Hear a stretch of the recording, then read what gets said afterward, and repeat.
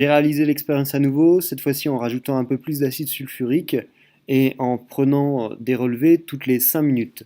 On a donc une absorbance qui commence à stagner autour de 130 minutes, donc un peu plus de 2 heures. C'est assez long, on n'aurait pas pu le faire en vrai.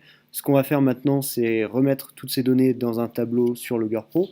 La plus simple des manières de procéder, c'est de sélectionner les données, les copier, ouvrir Logger Pro, les coller. On peut tout de suite changer les grandeurs et les unités. Donc ici, on a le temps en minutes. Ici, c'est l'absorbance, sans unité. Et nous, ce qu'on cherche, c'est la concentration. Alors, ça va être très très long de repartir de la courbe d'étalonnage. Ce qu'on peut faire tout simplement, c'est calculer une nouvelle grandeur parce qu'on connaît la formule qui relie l'absorbance à la concentration d'après la loi de Beer-Lambert. Donc, une nouvelle colonne calculée, pas manuelle. Hop. Voilà. Donc, cette nouvelle colonne, ça va être C de I2, short name C.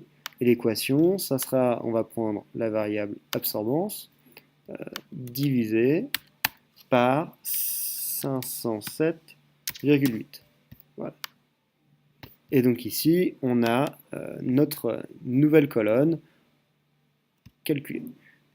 Ce qu'on veut après ici au niveau du graphique, c'est prendre C2I2, en fonction du temps, c'est fait. On va juste mettre un petit coup de zoom automatique, autoscale, et voilà. Donc ça ressemble vraiment à la courbe qu'on attend d'études cinétiques d'une réaction chimique qui tend vers une concentration limite. On peut à nouveau analyser la courbe, de lui demander un modèle. Ça sera le même modèle qu'avant, a exponentielle moins ct plus b. On essaye, on clique sur OK, on peut à nouveau augmenter l'échelle des temps. On remarque quand même effectivement que la réaction est totale après 300 minutes environ en reprenant le curseur interpolate.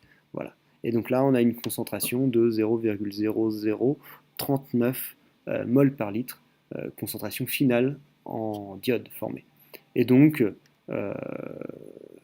le temps de demi-réaction, ça sera le temps pour lequel on a une concentration de 0,002 environ mol par litre. Donc on peut le retrouver ici, un petit peu en dessous quand même. Voilà. On a un temps de réaction d'environ 30 minutes, 29 minutes,8.